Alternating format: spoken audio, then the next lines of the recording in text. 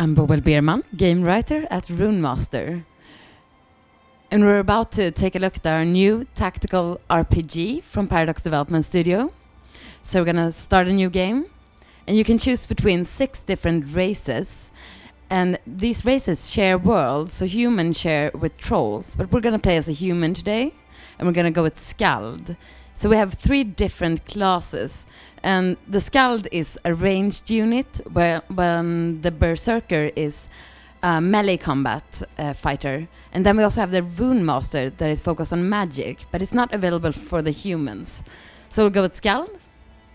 And we're just gonna take that glorious banner and, yes, name me Boel then, just for fun. No, okay.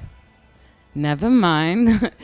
So, the important thing to know here is that the world is completely randomized every time you play. And the quests are randomized as well. So hopefully, every time you start a new game, it will look different and play out different. But we'll start to talk to Valdemar. And the story goes, and remember, the game is in alpha and it's still early on, but Valdemar found us in the woods and we were shaking and muttering strange words about the fate of the world and about choice. And Valdemar, he can't really guide us, but he helps us to find our way to the nearest city. And this game is very quest-driven and very focused on storytelling, even when randomized quests. So we're very inspired by old-school RPGs such as Baldur's Gate and Fallout. But the battles are, on the other hand, very different from that sort of games. So you can see here that the hero stats are, fairly comfortable for any RPG player. But the personal traits are something quite different, inspired by Crusader Kings 2. So you really need to role-play this game. Every quest you need to take a choice and decide how to move forward. And you should really go to try and find your character. And if you want to go intimidating, this will, because each trait unlocked, and you can have 4 at once, will trigger new quests, new quest dialogue and options, and new rewards. So we can just have a look at abilities, maybe. So this is the 2 ability trees. One is very focused on the hero, and one is focused on the army. So you need to choose if you want to strengthen yourself or if you want to help all the men and women that follow you. So let's go out in the world. So it's a lot about exploration, since the game is, randomized and new each time you play, and it's also focused on storytelling. But of course we have battles, and these are tactical battles. And this is a fairly simple tutorial quest. So we have abilities that we are using now to try and get an eagle-eye shot on our enemies. We'll see if we can take them down in one. No, unfortunately, a few survived. Damn it. So it's turn-based.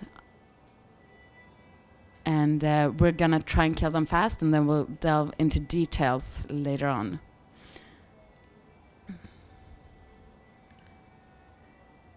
So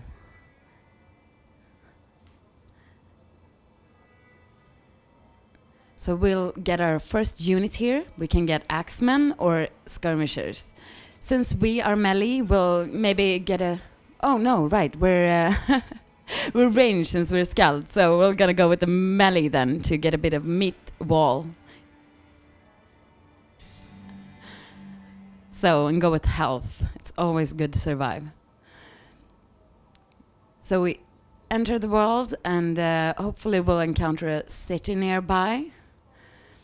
And in the cities you can recruit troops, you can get quests, and you can also train your troops once they have leveled up. We're gonna recruit a few units, so we'll go with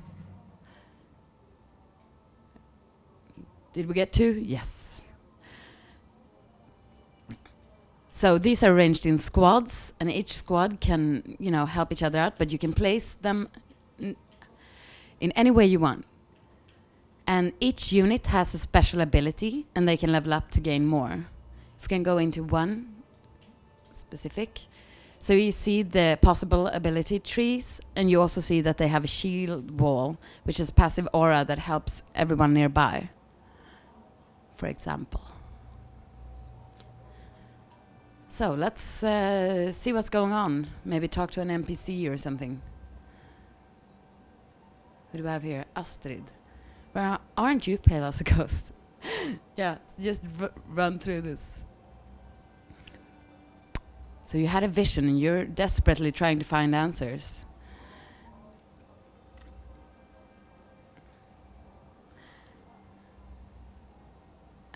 And you figure out that you can't really reach further because something is blocking your path. And no one in the city can help you, she claims. But she recalls a woman that has shown up and nobody knows where she came from, and you can have a chat with her. So let's go talk to Skuld, if we can find her. And she knows why we have come, and I don't really know how she knows that. But let's say that we are true at heart, careful and resourceful, but not afraid to threaten those who deserve it. And this is sort of a cheat and may not be in the final game, but it's a way to show the personality traits. She's now, we have convinced her to help us, and we're going to travel to the Völva in Uppsala to find out what destiny has in store for us.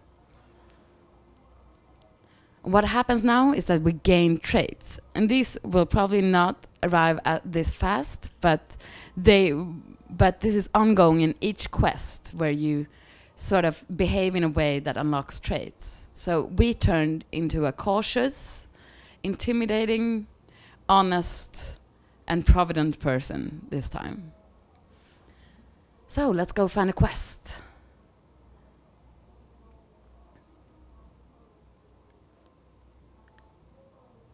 And we're gonna talk to Valdemar. So Valdemar is the man that found us in the woods, but he's a reoccurring NPC. We have several of those.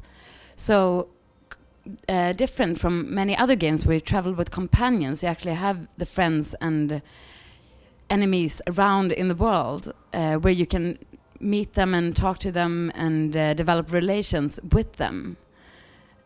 So you will feel very at home in the worlds because you will recognize persons. So he actually tells us that we need to search for the skald that is actually trying to awaken his girlfriend from the dead. So we'll, of course, go and help a drunken skald. It sounds like an excellent idea. And you can see the quest markers for each character that has quest. You can talk to the other NPCs as well. So, love, meat, and magic. How can we resist? So we lead the way. And we're going to look at the map where we can see where the quests we have accepted are visible. The map doesn't really reveal much now. It's kind of empty space because there are a lot of quests hidden away in the world, but you won't find them until you explore the world.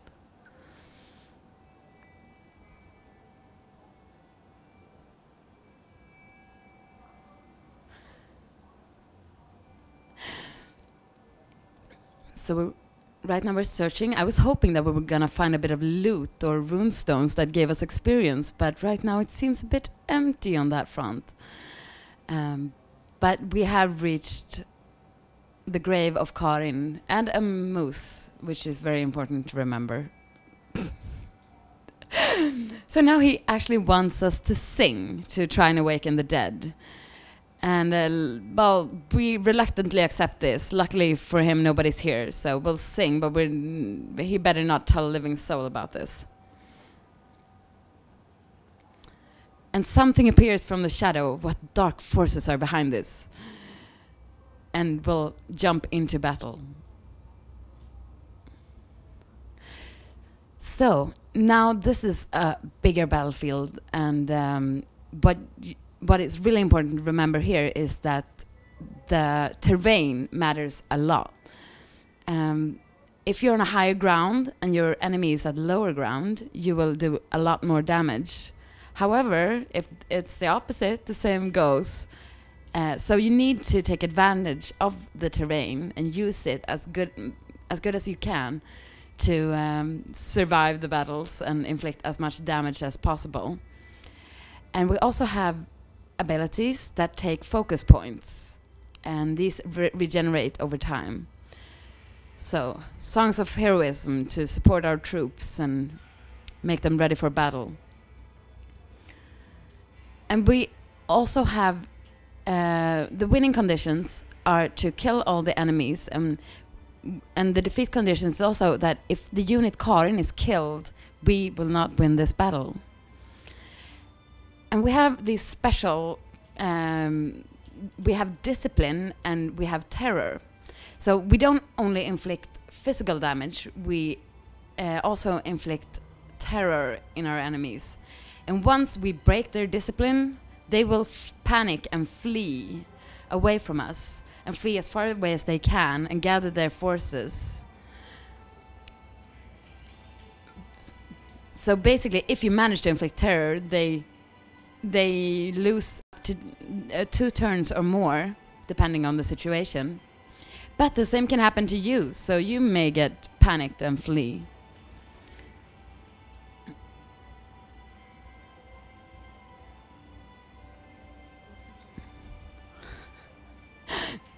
And this is quite a demanding battle, actually, so we'll see if we can take them.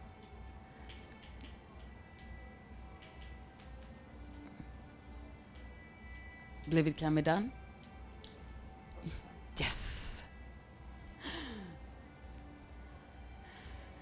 So we managed to win, and Karin appears as a ghostly appearance and asks us to take the runes away from her boyfriend. Because he's Skald, not a warrior, and he's silly. If she was alive, she would slap some sense into him. So we'll make sure to tell him he's a very silly man. And experience is gained by the units once they actually do actions in battles.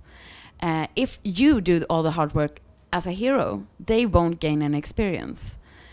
However, the hero gains experience both from battle and from quests. So here we have a choice. Olaf begs us, oh please tell me, did she have any words for me? So she said that if she could, she would slap some sense into you, silly man. And he says, that's my Karin, what a woman. So he believes us, and he offers the runes as a reward for letting us hear her sweet words. And now we gained an ability. So now you're about to find out what Destiny has in store for you. So this is a part that you reach quite further along in the way in the game. But even in death, the Velva cannot rest. And we have seen her vision and come. And it may not be only us that got a vision, actually. But that's for later experience.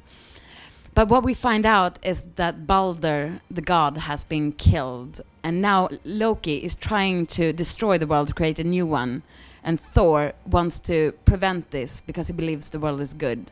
And we need to choose. And these are 2 sides of the same coin. Because none of them are good or evil. They both just want what's best for the world, according to them. So we get guidance to find Mimirs Brunn. And there we may find clues. Before we enter, we can have a look at the relations menu. So here you will see whether you're going towards the favor of Thor or Loki. But this is not visible in the quest you're taking on. You can suspect that you are actually helping Thor along, but you won't know for sure. And this is also the relationship between races, where you start off on good foot with a few, but you can change this and convince them to join your side. So this is totally up to you as a player. So let's travel to Muspelheim. So each world is very distinct, and we have a unique game writer for each race to really make the quest different and to make the feeling different. And even the smaller quests are tied into the main story through personality traits and through their standpoint on change and stability. And we will not take that giant on because we will get smashed into pulp. So, but this is at least a small preview of our game Runemaster that is coming to PS4, PC, Mac and Linux. And our hopes is to create a single-player RPG that is still very much an experience that you can play over and over again with different results.